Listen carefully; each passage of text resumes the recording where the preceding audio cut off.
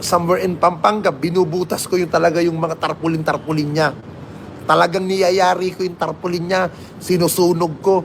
Tangina ka, naglalagay ka dito sa mga puno-puno binabaklas ko yan para kami ni Erwin, ni Romy Diaz, mga kaibigan. Ngayon, hanggang sa nakalaya ang tarantado, kung ano mga sinasabi sa akin yan. Ngayon, siyempre, ako naman, katwiran ko, hindi na ako magre-rebat sa'yo. Hindi na ako magpapatol sa'yo. Kasi unang-una, wala ka ng pakinabang sa akin Wala naman ako mahihita sa'yo, ba't i-rebat? Ngayon may magtatanong dyan, bakit mo binabanggit niyo si FLM? May nagtanong po dyan sa comment section kung ano daw ang reaction ko kay FLM or kay Francis Leo Marcos at kay Makagago. Yun po ang reaction ko at pinaliwanag ko po ngayong umaga sa inyo kung ano ang pinagsimulan namin bilang magkaibigan ni FLM. But sa mga this time, ayoko po na pong magpa-interview dahil malala na kung ano man ang pinag-aawayan nila. For the views na lang yan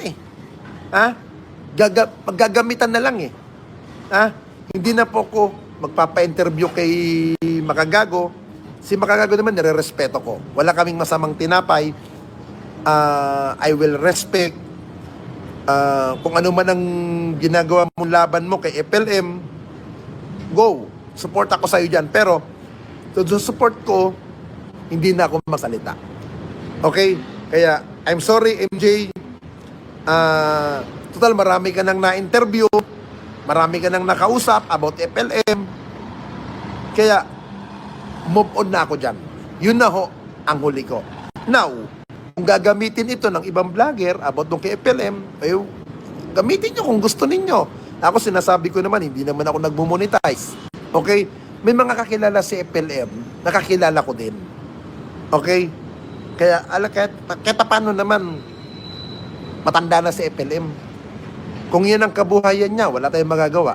Di ba?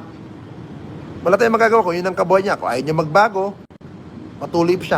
Sa tawakan yung utak ninyo. Lalo-lalo na yung mga OFW na patuloy na napapaniwala niya sa kanyang vlog. Magandang umaga po sa inyo lahat.